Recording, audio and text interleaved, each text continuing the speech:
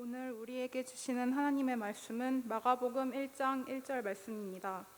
마가복음 1장 1절 말씀입니다. 제가 가진 성경으로 신약 53면쯤에 있습니다. 하나님의 아들 예수 그리스도의 복음의 시작이라. 아멘. 빨리 들어갔네요. 우리 한 번만 다시 읽겠습니다. 시작. 아멘. 여러분 예배드리는 거 행복하십니까? 저는 너무 감사하고 또 죄송한 건 이런 시간들 속에 저는 정말 너무너무 감사하고 영광이라고밖에 얘기할 수 없는 이 대학부에서 매주 이렇게 예배를 여러분과 또 하나님 앞에 올릴 수 있다는 사실이 참 너무 감개무량합니다. 한 주 한 주 5년째 예배를 드리고 있지만 저는 한 주 한 주 가장 기다리는 시간이 지금 이 순간이고, 하나님께 예배할 수 있도록 불러주심에 너무너무 감사합니다. 여러분에게도 그런 은혜가 있기를 축복합니다. 한 주간 돌봄 대신 방도 열심히 진행됐고, 가는 곳마다 뉴야호를 외치기도 하고, 또 온라인 예배로 못 나왔던 지체들을 만나보면서 참 여러분의 삶의 자리가 쉽지 않다는 것을 생각만큼 더 체험하고 왔습니다. 어려운 여러분의 직장들, 또 학교의 생활들, 가정들, 저희들이 한번 다녀가는 거 그렇게 뭐 대단한 것도 아니지만 가서 또 우리 뉴스송의 가족인 여러분들의 마음에 손을 잡고 기도해주고 격려하고 올 수 있는 그 시간들이, 서로 돌보는 시간들이 모두에게 굉장히 힘이 되는 것을 느꼈습니다. 뭐 꼭 필요한 어떤 선물을 받아서가 아니라 이 만남 속에서 살아남을 경험하면서 역시 우리가 진짜 만나야 할 분은 예수님의 얼굴이라는 생각을 하게 되었습니다. 이 시간 예배 가운데 저와 여러분에게 그 누구도 아닌 예수님을 만나고 돌아가는 예배가 되기를 소망합니다. 예수님의 얼굴을 구하는 인생은 가장 복 있는 인생입니다. 행복은 다른 데 있지 않아요. 예수님에게 있습니다. 우리의 인생의 수고하고 무거운 짐 어디다 내려놓으실 것입니까? 주님이 우리의 짐을 맡아주십니다. 제가 요새 저기 뒤에 있는 이런 비상구 보이세요? 비상구 그림 아시죠? 초록색. 비상구 보면서 요새 은혜 받아요. 그 비상구 이렇게 돼 있잖아요. 표시가 돼 있는데 그냥 그걸 이렇게 막 바라보고 있는데 피난처란 단어가 생각나면서 나의 인생 힘들고 눈물 가득하고 누구한테 말 못하는 어려움이 있을 때 난 어디로 달려갈까? 저는 한 번, 두 번 생각도 하지 않고 무조건 예수님에게 갈 거예요. 예수님이 우리의 피난처 되십니다. 주님께 빨리 달려가는 인생이 빨리 해결받고요, 힘차게 달려가면요, 힘차게 그분을 만나고 돌아오면 세상은 여전히 골리앗 같아도 우리의 손에 은혜의 물맷돌이 들려 있을 줄로 믿습니다. 이 찬양이 좋아서 나누고 싶은 것도 있지만 한 주간 저의 모습 같기도 해서 꼭 나누고 싶었습니다. 그리고 또한 이 자리에 있는 그 누군가의 모습이라 하다면 이 찬양 가운데 여러분의 마음을 지금 이 순간 새롭게 하는 여러분의 마음의 변화가 있기를 바라요. 회복은 예수님께 시선을 드는 것에서부터 시작하더라고요. 하나님 앞에 엎드리는 것에서부터 시작하더라고요. 믿음을 갖추어서 나가는 것이 아니라 믿음이 부족해도 하나님이 우리를 받아주시기 때문에 은혜의 보좌 앞으로 나아가게 되는 줄로 믿습니다. 오늘도 자유롭게 여러분 예배하시기를 바라는데, 이 찬양 다시 한번 우리 한번 불러볼 때에 여러분에게 은혜가 있기를 축복합니다. 믿음 없는 모습에, 믿음 없는 모습에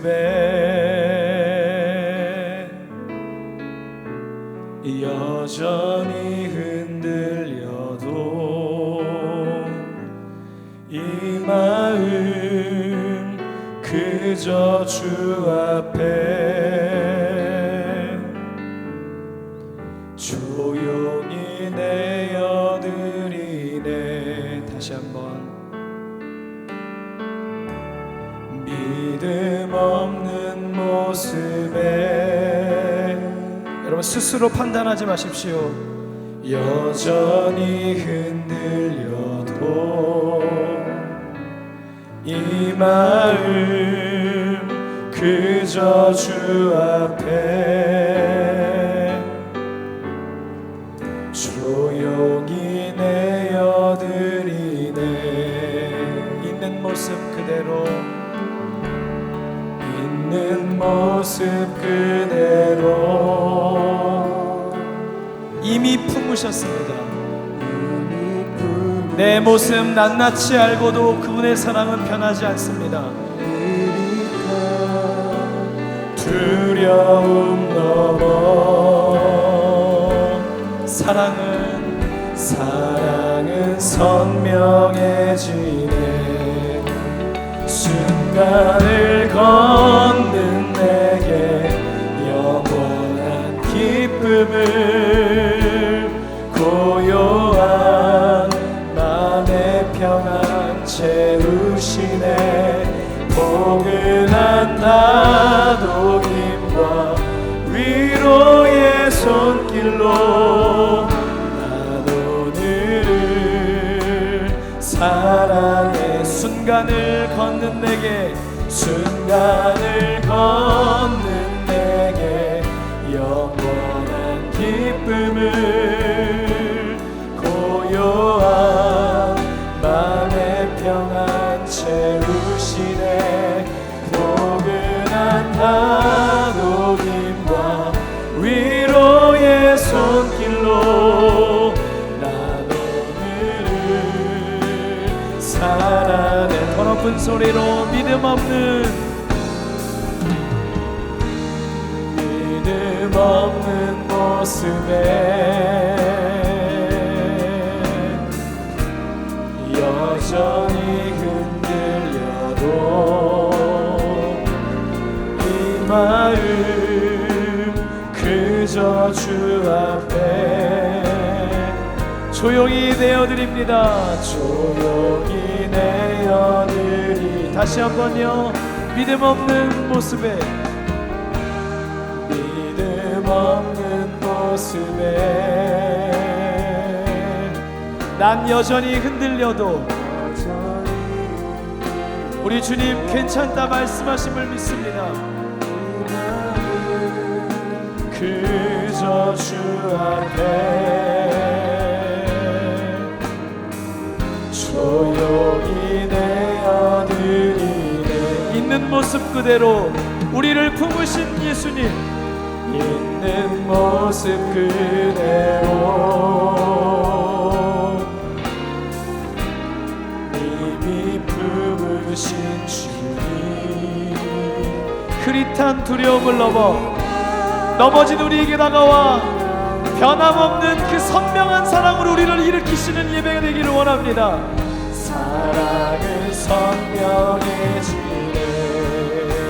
순간을 걷는 내게 영원한 기쁨을, 고요한 맘의 평안 채우시네. 포근한 다독임과 위로의 손길로 난 오늘을 살아. 더 높은 소리로 고백합니다. 순간을 걷는 내게 영원한 기쁨을, 고요한 맘의 평안 채우시네. 다독임과 위로의 손길로 난 오늘을 사랑해. 순간을 걷는 내게, 걷는 내게 영원한 기쁨을, 고요한 맘의 평안 채우시네. 포근한 다독임과 위로의 손길로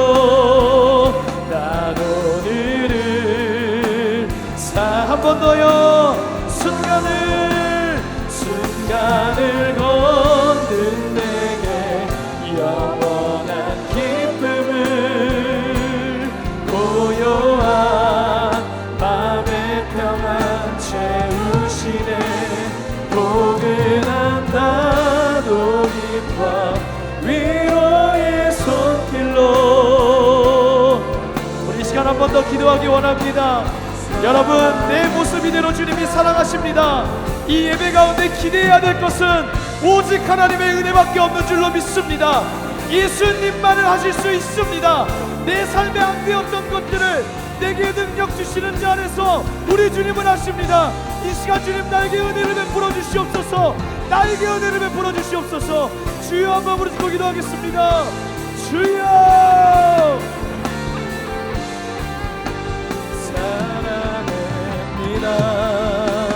순간을 걷는 내게 영원한 기쁨을 고요한 맘의 평안 주 하나님, 이 세상에서 경험할 수 없었던 하나님의 평안을 이 시간 나에게 부어주시옵소서. 주여 우리의 예배를 예배되게 하여 주시고 하나님 나의 마음이 이 시간 찾아와 주시옵소서. 주님 나에게 말씀하여 주시옵소서. 주님의 음성을 듣기를 원합니다. 세미한 음성, 강력한 음성을, 분명한 음성을, 나에게 하시는 그 인격적인 음성을 주님 나에게 들려주시옵소서. 나에게 들려주시옵소서. 위로의 손길로 나를 사랑합니다. 순간을 걷는 내게 영원한 기쁨을 고요한 맘의 평안 채우시네. 포근한 감동임과 위로의 손길로 난 오늘을 사랑합니다. 살아계신 하나님, 이 예배 가운데 주님 함께하고 계심을 믿음으로 고백합니다. 한 주 동안 많이 흔들렸습니다. 말씀은 온데간데 없고 나의 생각만 가득해서 이 시간 나와왔습니다. 그러나 하나님, 베데스다 연못가에 38년 된 병자에게 주님이 먼저 찾아와 주셔서 내가 낫고자 하느냐, 일어나 내 자리를 들고 걸어가라 하셨던 말씀과 같이 오늘 우리가 주님 앞으로 나아가게 하여 주시되 나아갈 힘과 의지마저 상실한 그 연약한 누군가가 있다면 주님이 먼저 찾아가 주셔서 그 영혼의 마음을 만져주시고 그 영혼의 삶의 자리를 헤아려 주시며 일어나라 말씀하여 주시고 다시 내게 능력 주시는 자 안에서 너도 할 수 있다 하시는 삶의 소망을 심어 주시옵소서. 예수님만 바라보리라. 예수님만 바라보리라. 하루 7번씩 주님을 찬양하리라. 우리의 영혼이 깨어나기를 원합니다. 가라앉았던 우리의 영혼이 다시 한번 일어나기를 원합니다. 주여, 처져있던 우리의 영혼이 다시 한번 일어나기를 원합니다. 주님을 향해 믿음의 시선을 들게 하여 주시옵소서. 내 안에 어두운 마음들, 죄의식들, 상념들, 그것 더 이상 바라보지 않게 하여 주시고 주 예수의 얼굴을 구하는 우리 모두가 되게 하실 줄 믿사오니 하나님, 이 시간 주님과 내 눈을 마주치기를 원해요. 나에게 찾아와 주시옵소서. 예수 그리스도의 이름으로 기도드리옵나이다. 아멘. 한 가지만 말씀 전에 행사나 행정적 광고는 아니고요. 목회적 광고를 하나 좀 드리고 싶은 건요. 최근에 신천지에서는 지난달 말에 이만희 교주가 특별 지시도 내려서 적극적인 비대면 포교를 시작하라고 지금 한 상태이고요. 여러분 꼭 기억하십시오. 이단이 우리를 꿰을 때 쓰는 최고의 전략은 친절입니다. 친절. 우리가 너무 그리운 그 친절함으로 다가옵니다. 그래서 이런 말이 있습니다. 이단은 친절하게 다가와 친밀한 관계를 형성한 후에 치밀하게 미혹한다. 목적이 있기 때문에요, 겸손하고 예의 바르고 친절하게 행동합니다. 거절하기 힘들 정도의 친절 공세를 퍼붓습니다. 친절함은 이단들의 최고의 포교 전략입니다.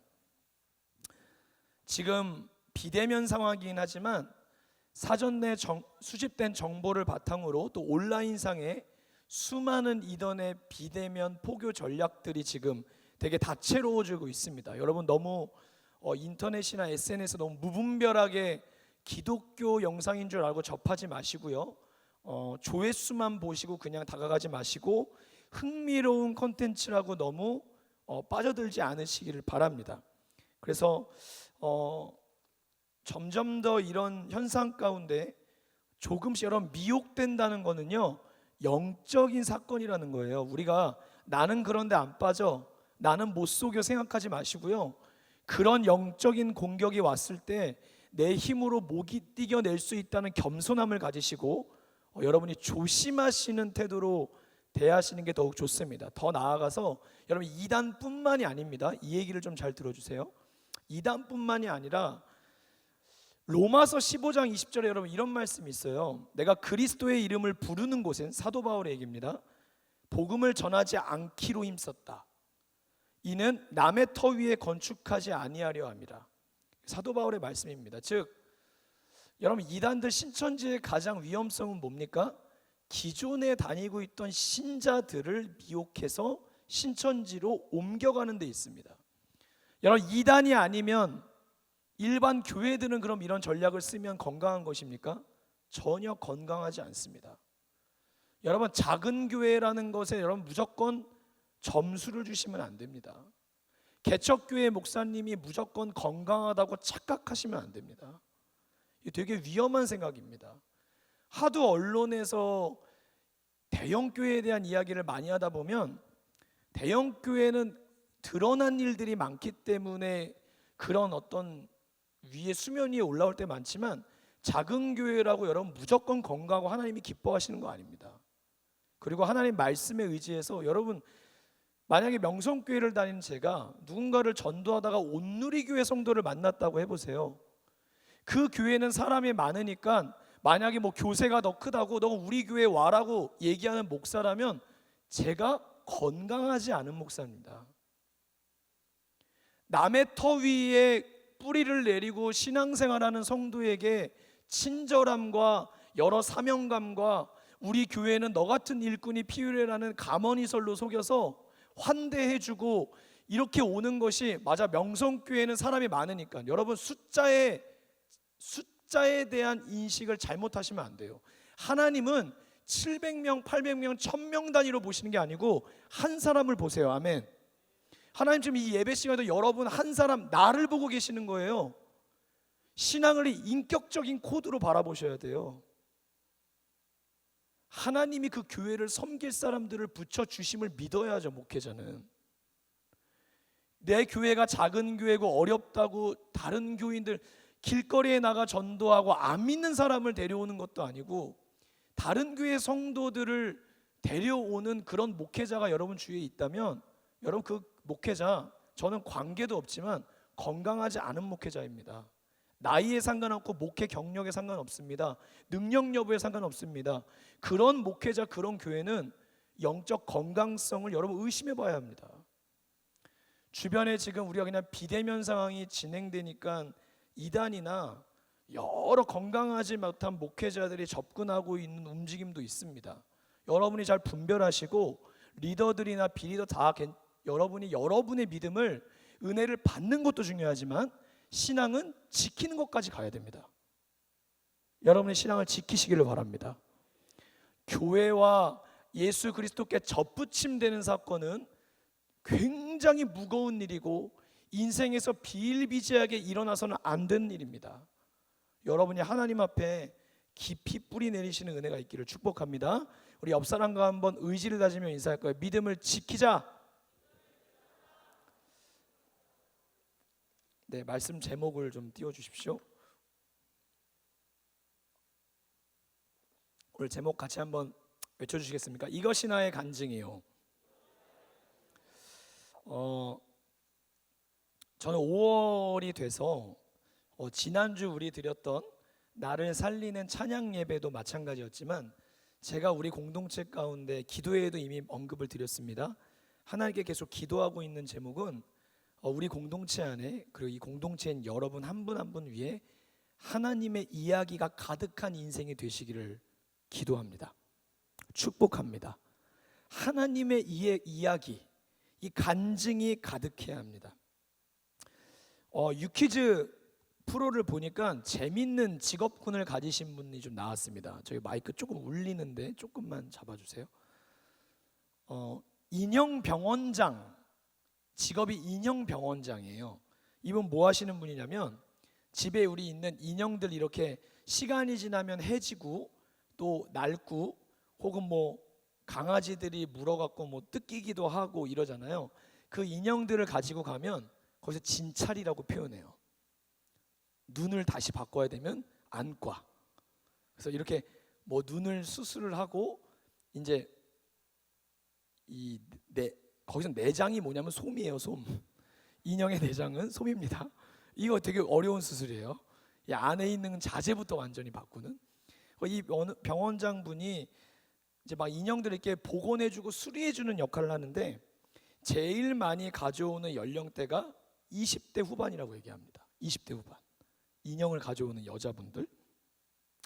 왜 그러냐 생각해 보면 그 지체들이 어릴 적에 부모님들이 맞벌이를 많이 하시고 집을 이렇게 떠나면서 인형을 사다 주고 가는 시기가 많았던 걸로 추정을 한다고 얘기하면서 여러 이야기들을 나눠주셨는데 한 20대 여자분은 한 인형을 자기 한 20년 정도 가지고 있었던 인형이래요.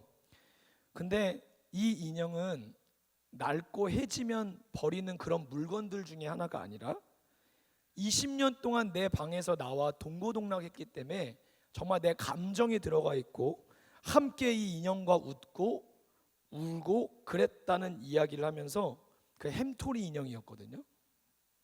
취업 준비 불합격 문자가 딱 받았을 때도 울면서 주님께로 나오지 않고 인형에게로 나아가서 인형과 함께 나에게 한마디 위로해줘. 그럼 이제 본인이 1인 2역을 하는 거죠. 재용아 힘내. 다시 이렇게 힘을 얻고 그랬다는 이야기가 있어요. 또 어떤 분은 이래요. 60대 노신사가 찾아오셔서 남자분이 인형을 딱 내시면서 이건 우리 아버지가 저에게 남겨주셨던 유품이래요. 그래서 지금 이거를 잘 수리를 해서 내 딸에게도 전해주고 싶다고. 그래서 이 병원장분이 이걸 열심히 수리를 해갖고 다시 노신사에게 정말 감쪽같이 수리해서 다시 드려서 아버지가 보고 싶을 때마다 산소에 갈 때마다 인형을 가져간다는 이야기를 합니다. 중간에 이렇게 물어봅니다. 그 인형 그냥 비슷한 거나 아니면 똑같은 거 구해서 새로 사면 안 되냐고.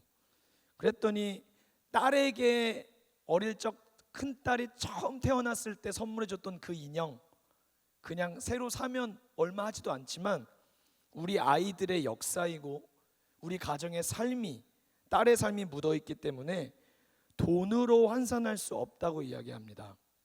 이 인형은 그냥 누군가의 취미이고 에이 뭐 다 컸는데 그 인형 뭐 이런 게 아니라 정말 같은 시간을 공유하고 추억을 공유했기 때문에 인형 병원장의 가장 큰 보람이 뭐냐면 제가 여기 은혜를 받았어요.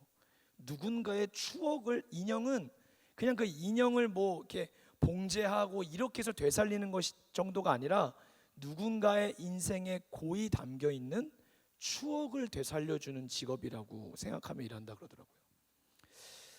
여러분 우리의 삶에 있는 추억, 그 이야기는 시간이 지나도 낡고 해이해지지 않습니다. 우리의 삶에 모두의 각자의 삶의 그때와 상황에 맞는 이야기들이 있습니다.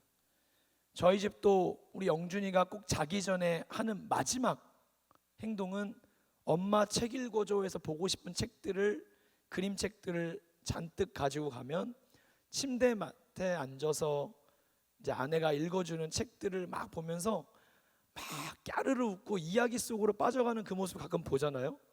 하루에 뭐 떼를 쓰기도 했고 징징거리기도 했고 다치기도 했고 가정에 여러 이야기가 있었던 하루를 그림책 속에 있는 그 이야기 하나에 아내와 영준이가 들어가서 그 이야기로 함께 웃고 웃으며 마무리하는 모습을 보면서 아, 참 이야기의 힘이 크다는 생각을 제가 더욱더 하게 되었습니다. 여러분 우리 믿는 자의 삶에도 이야기가 있어야 됩니다.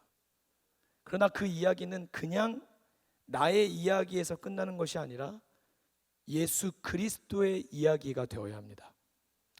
마가복음 1장 1절 여러분이 짧아서 빨리도 읽으셨던 이 말씀은 마가복음의 시작을 알리는 굉장히 선언적이고 선포적인 말씀입니다. 하나님의 아들 예수 그리스도의 복음의 시작이라. 여러분과 저의 인생에 이 복음, 이 기쁨의 소식, 이 기쁨의 이야기가 시작되셨습니까? 그리고 그 이야기는, 그 소식은 계속해서 이런저런 이야기들을 눈덩이 굴리듯이 굴러가면서 여러분의 삶의 지점마다 여러분에게 힘을 주고 새로워지는 이야기로 지금 진행 중이십니까?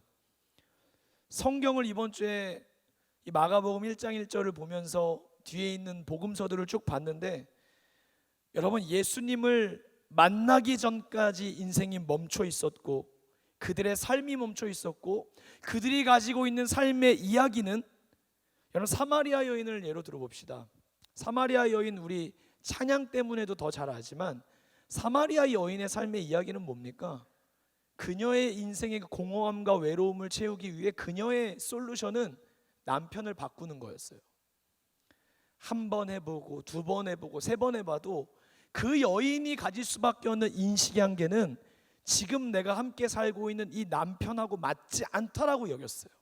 또 다른 사람을 만나면 이 사람이 나의 부족함을 채워주면 했지만 그 여인은 어떤 사람으로도 마음의 안식을 얻지 못하고 오늘도 사람들의 시선을 피해 정오에 우물가에 물을 길르러 가야 하는 여인이었습니다. 그러나 그녀에게 그녀 한 사람을 만나기 위해 이스라엘 사람들이 상종도, 유다 사람들이 상종도 하지 않았던 그 사마리아 지방을 예수님이 친히 가셔서 그 여인을 만나신 후에 너 목마르지? 또 너무 목말랐지? 네가 지금 뜨는 이 우물이 아니라 너의 인생에 누구도 물어보지 않았던 그 영혼의 목마름을 내가 안다. 그리고 내가 널 만나러 왔다. 너의 목마름을 채워줄 생명수는 네 앞에 있는 나야. 그 예수님을 만나고 그 여인은 그 순간 그녀의 인생의 무게와 같은 물동이를 던지고 버리고 마을로 돌아가 내가 메시아를 만났다라고 이야기를 전합니다. 거라사 지방에 군대 귀신 들린 청년의 이야기가 나옵니다. 여러분, 전 정말 이 본문 볼 때마다 울어요. 청년이 귀신이 얼마나 강하게 들었냐면 예수님을 만나자마자 이 청년 안에 있던 귀신이 발악을 하면서 예수님 막 오지 말라고 합니다. 예수님이 그에게 다가 얘기합니다. 귀신에게 네 이름이 뭐냐? 네 이름이 뭐냐고 물어보는데 백제용의 이름을 대답해야 됐는데 귀신이 대답합니다. 그의 삶과 인격을 귀신이 완전히 붙잡고 있는 거예요. 그 귀신의 이름이 군대예요. 이게 로마 군사로 6,000명을 이야기합니다. 귀신이 한 마리 들어간 게 아니고 사단병력을 넘어서는 6,000명가량의 귀신이 들어가서 한 인격을 붙잡고 있으니 이 세상에 누가 이 청년을 자유케 합니까? 오직 예수님 한 분이 찾아가 거라사 지방의 이 청년을 건지십니다. 귀신을 쫓아서 돼지떼에 다 몰살시켜서 그 청년을 건지시죠. 이 청년이 정신이 온전하여져서 바로 앉고 그제서야 자기가 옷을 벗고 있다는 것, 무덤가에 있다는 것을 알고 옷을 챙겨 입고 다시 마을로 돌아가 내가 변했다고 외치는 자가 됩니다. 여러분, 예수님을 만나면, 누구든지 예수님을 만나면 전하지 않을 수 없는 이야기가 생깁니다. 그것이 예수 그리스도의 복음이 주는 이야기입니다. 우리의 삶은 오늘 어떤 이야기로 여러분 채워져 있습니까? 저는 오늘 이야기를 생각하다가 고민하다가 요한복음 2장의 가나안 혼인잔치가 떠올랐어요. 우리 이 이야기 잘 아시죠? 예수님과 예수님의 어머니 마리아가 가나안 혼인잔치에 초청을 받아 갑니다. 근데 그 잔치에는 그 당시 포도주로 잔치하는 풍습이 있었는데 잔치 중간에 포도주가 떨어진 거예요. 사람들을 초청해서, 여러분, 초청해놓고 음식 떨어지는 게 얼마나 실례입니까? 포도주가 떨어져서 하인들이 창고에서 확인하고 막 주인한테 떨어졌다 어떡하냐고 하는 그 와중에 예수님이 포도주가 떨어졌는데 포도주를 채워주지 아니하시고 그 항아리에 물을 채우라고 얘기해요. 상식적이지 않은 말이죠. 포도주가 떨어졌는데 물을 채우래요. 그러나 그 하인들이 예수님의 말씀에 순종하여 두 항아리에 물을 아귀까지 채웁니다. 그 하인들은 알았어요. 물이 채워진 걸로 알았어요. 이게 어떻게 되나 싶었는데 채워진 물을 연회장에 갖다 주니 포도주로 바뀌었고 막는 사람들마다 이 극상품의 포도주가 어디 났냐고 하는 기적이 펼쳐집니다.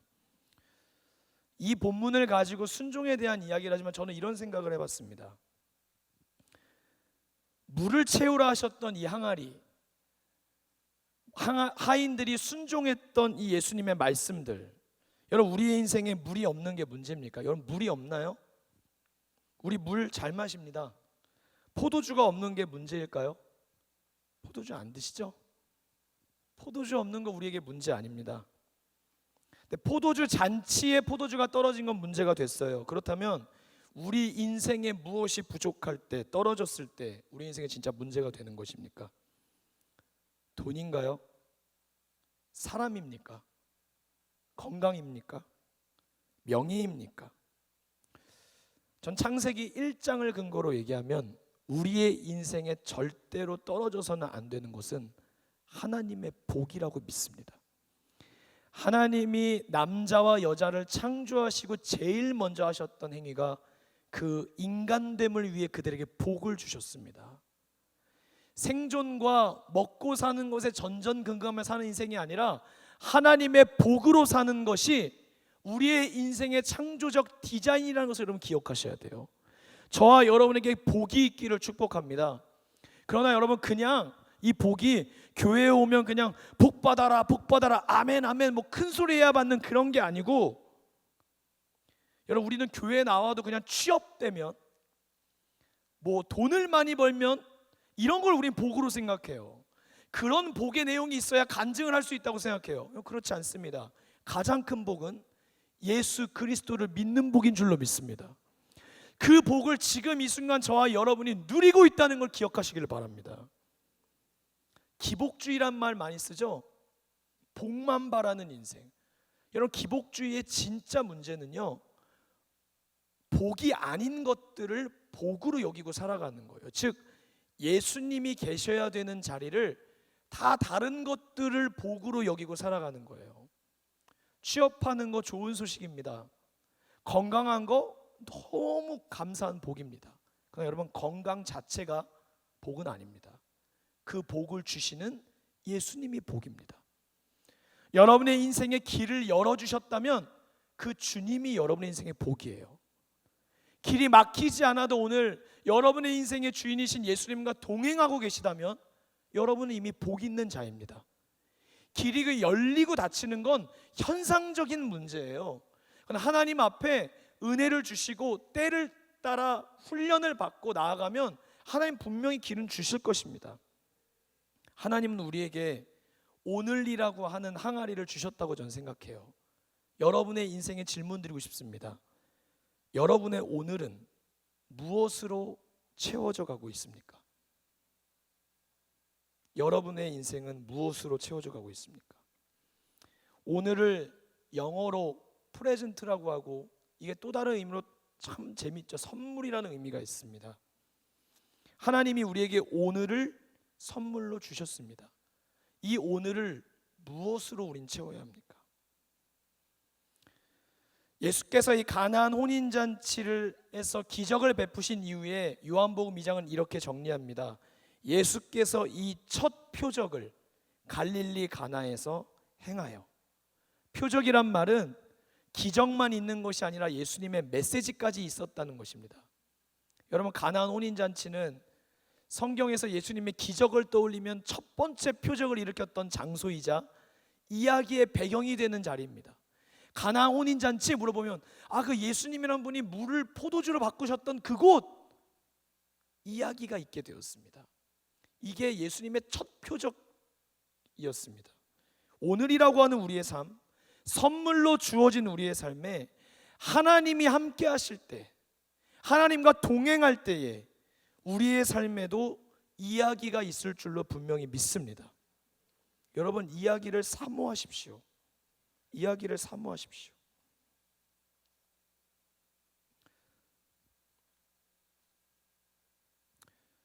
저는 분명히 우리의 삶을 이야기로 가득 채워나가기 위해서는 우리에게 반드시 오늘을 살아내는 믿음이 있어야 된다고 분명히 믿습니다. 여러분, 청년과 젊음의 시기는 기회에 굉장히 목말라 있어요. 여러분, 기회가 되게 절실하지 않습니까? 우리 이런 생각 많이 합니다. 기회가 나한테 주어지면 난 진짜 잘할 수 있는데, 기회가 주어지지 않아서 지금 내가 그런 거야. 우린 기회에 목말라요.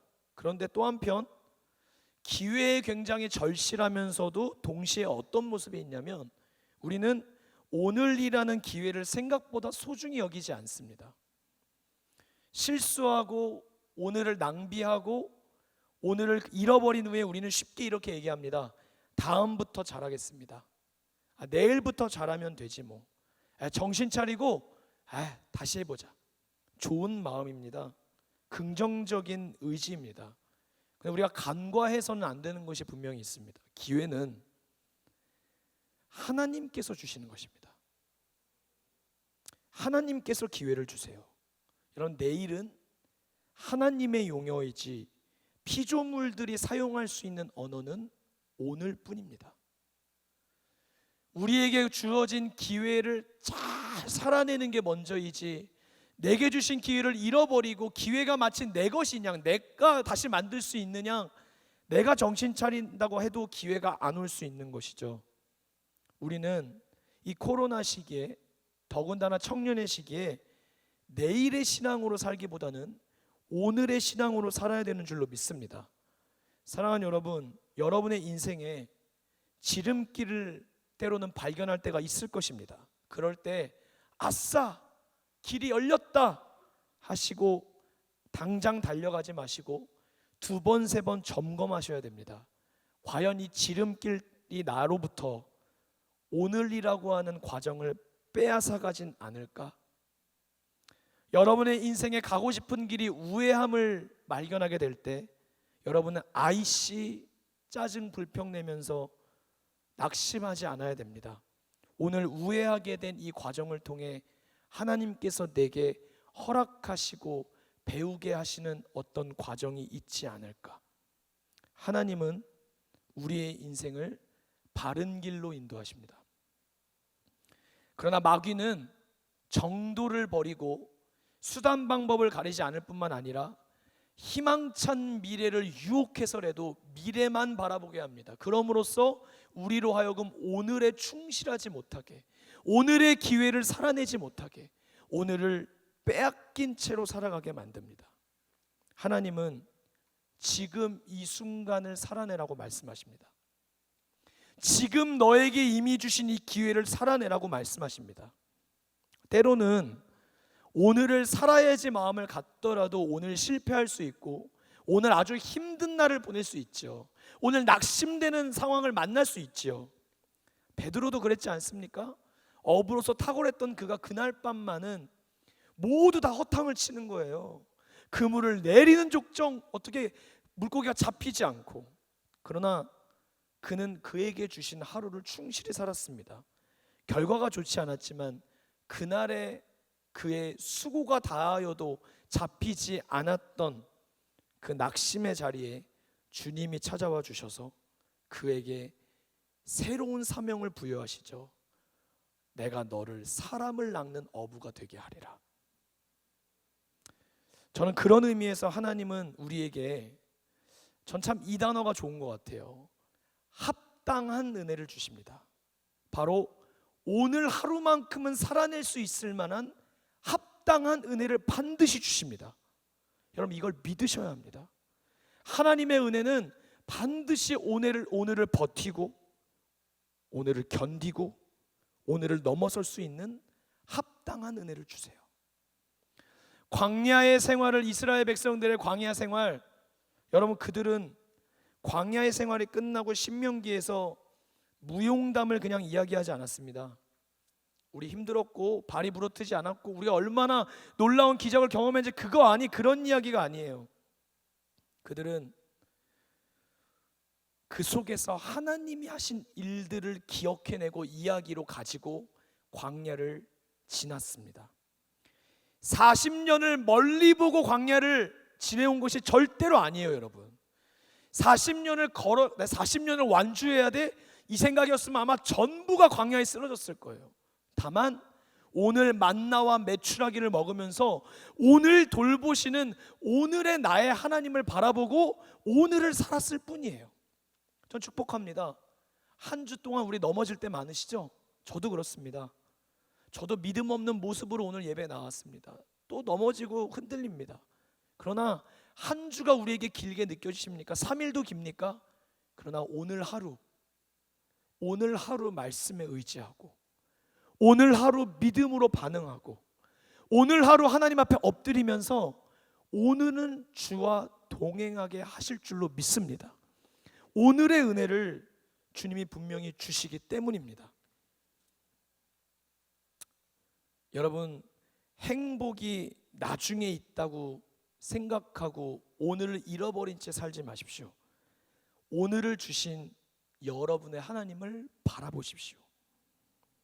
주님이 우리와 함께 하십니다. 제가 이렇게 올라오는 딱 짤을 하나 봤는데 요새 그런 드라마가 있어요. 모범택시 아십니까?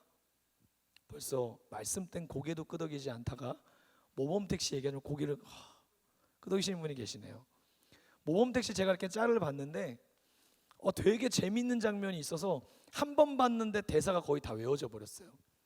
그 뭐였냐면 지금 방영되고 있는 그 이야기가 실화의 이야기예요. 그 음란물을 배포했던 예전에 위디스크라고 하는 그 어떤 구속됐던 사장님 이야기 실화를 지금 각색해서 이렇게 하고 있는데 이 모범택시는 뭐냐면 이 땅에 불합리하고 불법적인 어떤 거에 힘에 의해서 피해를 당한 분들이 신고를 하면 이재훈인가요?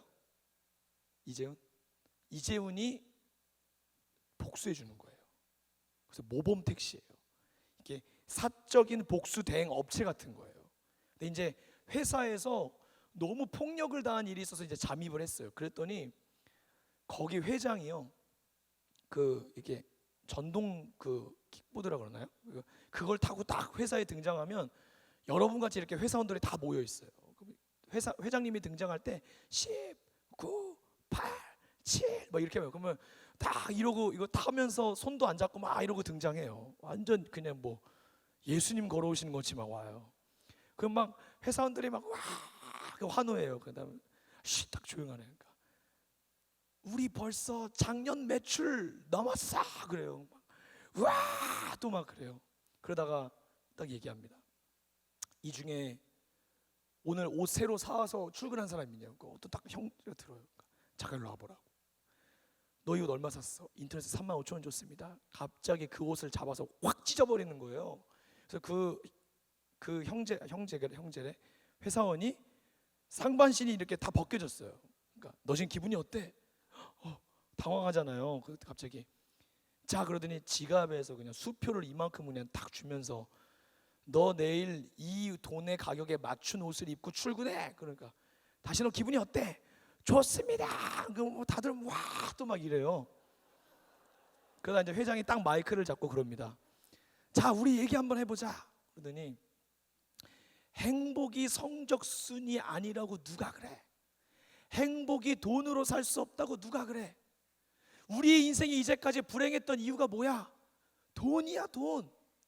여기 중에서 강남에 40평 아파트 살고 싶지 않은 놈 있어? 없습니다. 여기서 똥차 같은 그거 버리고 외제차 안 사고 싶은 사람 있어? 없습니다. 펜트하우스에서 연애질 하고 싶은 사람 없어? 그래요. 나는 이거 다 하고 살아. 회장이 그럽니다. 그러더니 내가 너희들의 백이 되어주고 돈이 돼줄게. 그 행복이 성적순에 달려있지 않다고 하는 건 다 거짓말이야. 돈으로 내가 다 너의 인생을 행복하게 해줄게 막 외치면 그 여자들이 거기서 막 막 울어요. 막 그 말에 막 뭐 거의 막 아멘 아멘 이래요. 그래서 이재훈이 보면서 야 이게 무슨 회사야 부흥회야 이러는 씬이 있어요. 이때 괜히 보지 마세요. 저는 그거를 보면서 갑자기 이렇게 저의 신앙에 그 회장이 막 질문을 던지는 것 같은 거예요.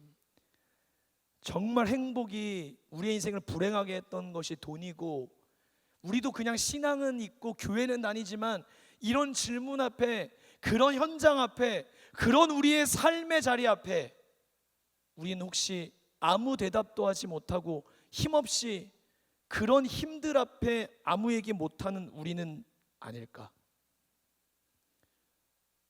저는 분명히 이야기하고 싶습니다. 여러분, 행복은 예수 그리스도께 있습니다. 돈 필요합니다. 돈 좋아할 수 있습니다. 그러나 우리의 인생의 필요를 공급하시는 분은 예수 그리스도입니다. 돈으로, 그런 연애로, 그런 외제차로 누릴 수 있는 기쁨, 성공의 기쁨이 있겠죠. 그러나 예수 없으면 그거 아무것도 아닙니다. 여러분, 지난주 찬양 예배 때도 제가 얘기했지만, 여러분 여기 아마 노래방 안 다녀본 분 없을 거예요. 근데 여러분, 노래방을 저도 학창시절에 좋아했지만, 여러분 왜 플레이리스트에 가요 CCM 중에 왜 CCM이 우리에게 있습니까? 가요를 들으면 안 돼서가 아니죠.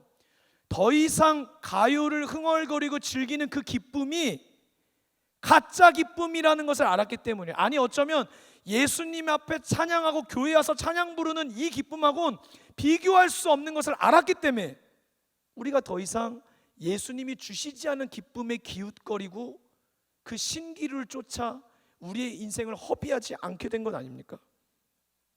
여러분, 예수님이 나의 오늘이시고 나의 내일이시며 나의 기회이시고 나의 의미이시며 나의 가치이시고 나의 전부이심을 믿으시기 바랍니다. 예수님이 우리의 전부이십니다. 오늘 하루를 예수를 바라보고 사는 거죠. 말씀을 맺으려고 합니다. 여러분, 우리는 예수님 외에 다른 것들에 매여서는 안 됩니다. 여러분, 과거에 매일 때가 있습니다. 실현당한 상처, 사람들로부터 받은 배신, 아니 어쩌면 가정에서 겪는 아픔도 많습니다. 여러분의 인생에 언젠가 들었던 어떤 상처를 줬던 그 말이 이겼고 극복했다고 생각했지만 고비고비마다 다시 떠올라 내 마음을 아프게 하는 순간도 있을 것입니다. 하나님 앞에 죄를 지었던 순간 힘없이 죄에 넘어가고 내 힘으로 통제하지 못했던 죄의 종로를 했던 순간들, 죄에 넘어진 자신을 누구보다 자책하며 스스로에게 비수를 꽂으며 아파했던 순간들, 여러분 기억하십시오. 하나님은 죄는 미워하시지만 사람은 긍휼히 여기십니다. 사도 바울의 고백입니다. 죄와 우리의 인격을 분리해야 합니다. 사도 바울도 죄를 짓는 본인의 모습을 보고 이야기했습니다. 죄가 나를 끌고 갔도다.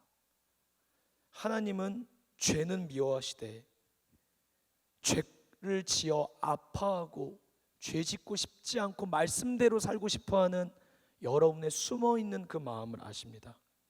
오죽하면 죄가 더한 곳에 은혜가 넘친다고 말씀해 주셨습니다.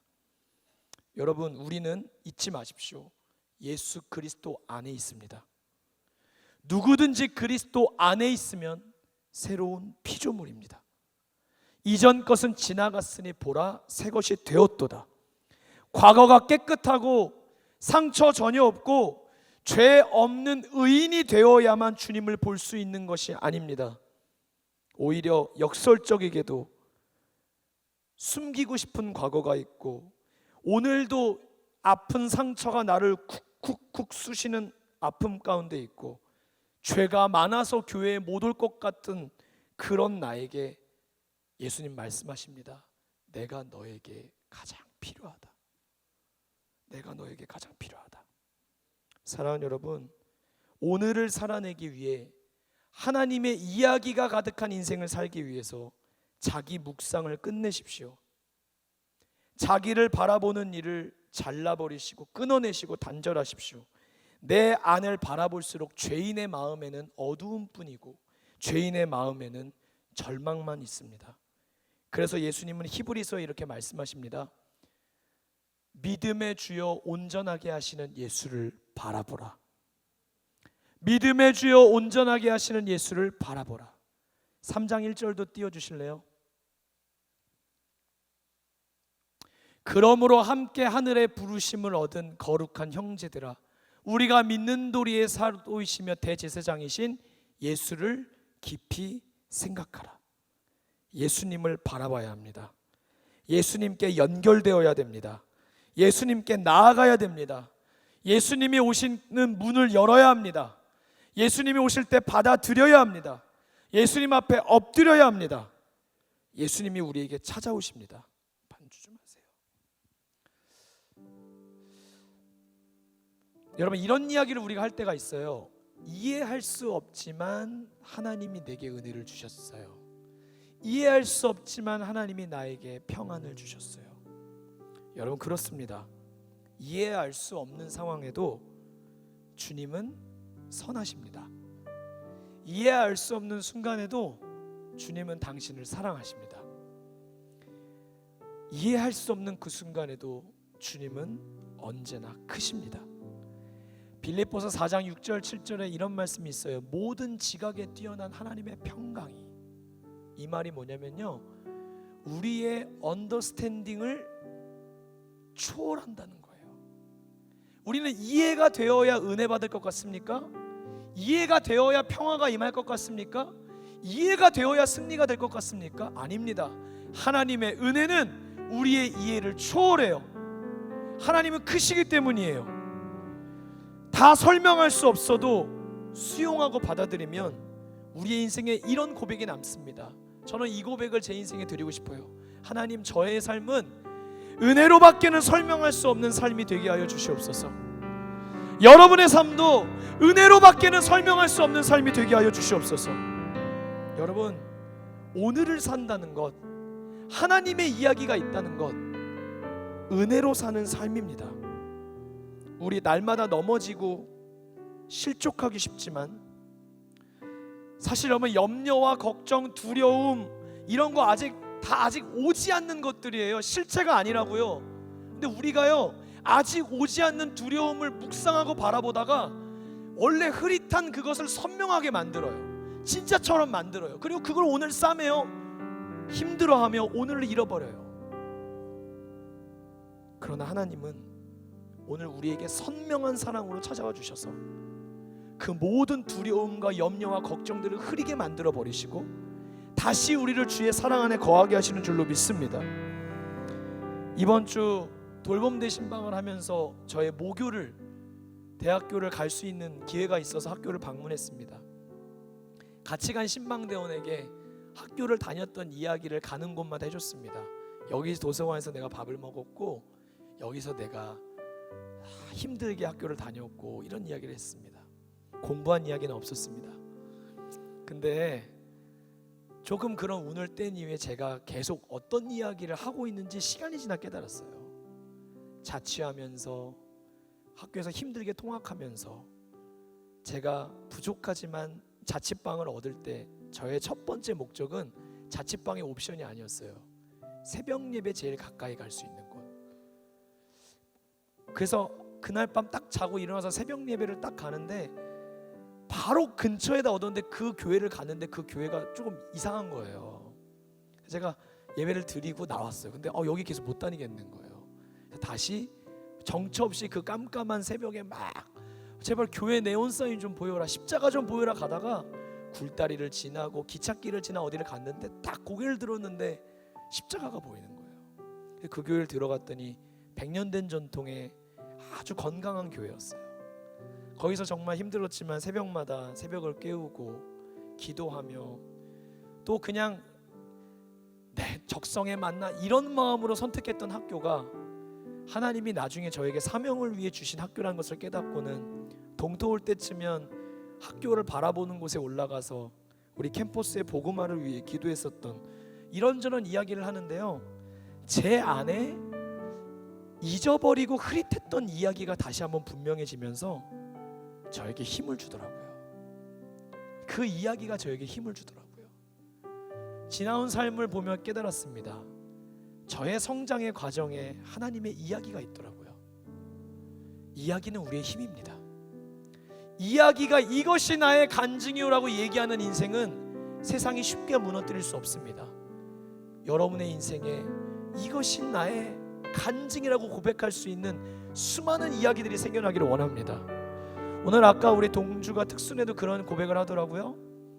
가족과 함께 지내면서 잊혀졌던 고백들을 되찾게 해달라고. 우리가 공동체 생활에 필요한 이유가요, 잊어버린 이야기들을 되찾을 수 있는 함께함의 자리이기 때문입니다. 우리의 교제, 우리의 예배, 우리의 함께 나누는 시간들을 통해 우리 안에 있었던 간증들이 솟아오르는 거죠. 사랑하는 여러분, 축복합니다. 예수님의 이야기와 함께 성장하십시오. 예수님의 이야기가 더욱 풍성하고 견고하게 쌓여서 세상의 헛된 바람 앞에 쉽게 흔들리지 아니하고 이것이 나의 간증이요, 이것이 나의 스토리라고 고백할 수 있는, 세상과 맞설 수 있는 예수 그리스도의 복음의 시작이 여러분 안에 있기를 간절히 소망합니다. 우리 함께 기도하기를 원합니다. 불 끄시고 우리 자리에 일어나서 기도할까요? 여러분의 삶에 잊어버리고 있는 이야기는 혹시 없으십니까?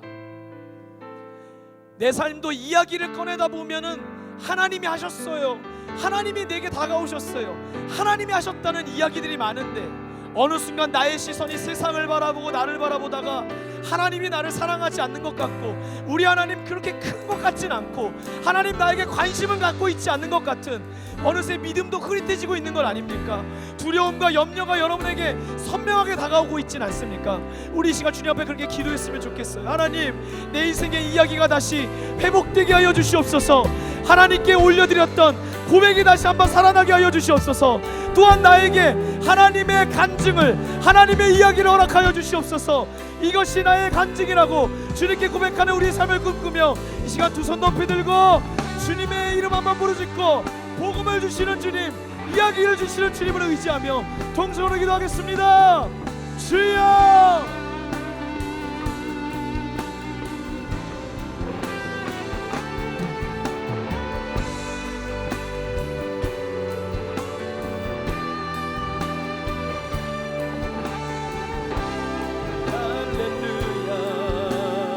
하나님, 우리의 인생에 다시 한번 이야기를 부어주시옵소서. 하나님의 간증이 있는 삶을 원합니다.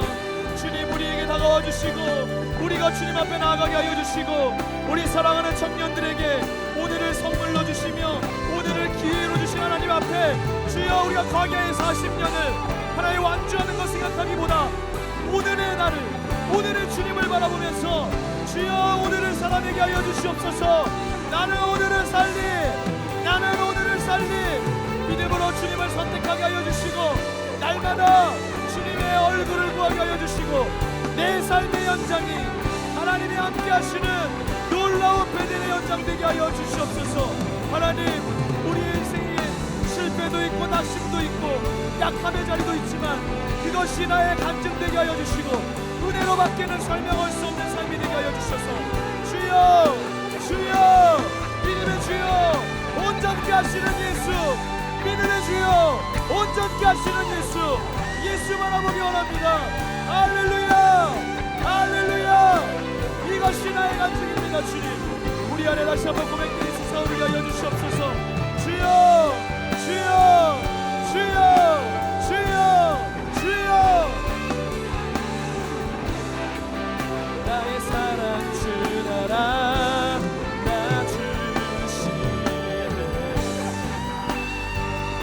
내 하시네. 나는 오늘을 살리 나의 모든 소망 오직 주의. 세상은 날 버리고 소망 하나 없어도 나의 사랑 주나 나 주시네. 주님이 함께 하십니다. 우리는 혼자가 아닙니다. 여러분, 자기 국성을 그치십시오. 이 시간 기도할 때 예수를 바라보셔야 합니다. 세상은 날 버리고 내 안에 마음과 고집하시고 소망을 주신 하나님, 내일을 주신 하나님, 나 주시네. 주가 함께 하시니 나는 오늘 살리 나의 모든 소망고 지주. 다시 한번 고백합시다. 세상은 날 버리고 문제되지 않습니다. 문제되지 않습니다. 나의 영원한 사랑 주님이 나와 함께 하시기 때문에 할렐루야. 나는 나의 모든 소망고 지주. 우리 이 시간 한 번 더 기도하기 원합니다. 여러분, 저는 5월에 정말로 주신 감동으로 선포합니다. 여러분 믿음으로 취하십시오. 여러분 개인과 가정과 우리 대학부 안에 하나님의 이야기가 넘칠지어다, 풍성할지어다. 하나님의 이야기로 가득한 우리 공동체가 되게 하여 주시옵소서. 여러분의 가정에 놀라운 회복의 이야기가 있기를 원합니다. 내 힘으로 안 되었던 그러나 예수로 되는 승리의 이야기가 있기를 원합니다. 이 시간 한 번 더 기도할 때에 하나님, 나의 인생에, 특별히 여러분의 가정에, 우리 대학부 안에 하나님의 이야기가 넘치게 하여 주시옵소서. 우리의 시선이 예수를 바라보게 하여 주시옵소서. 주여, 세 번 부르짖고 기도하겠습니다. 주여, 주여, 주여.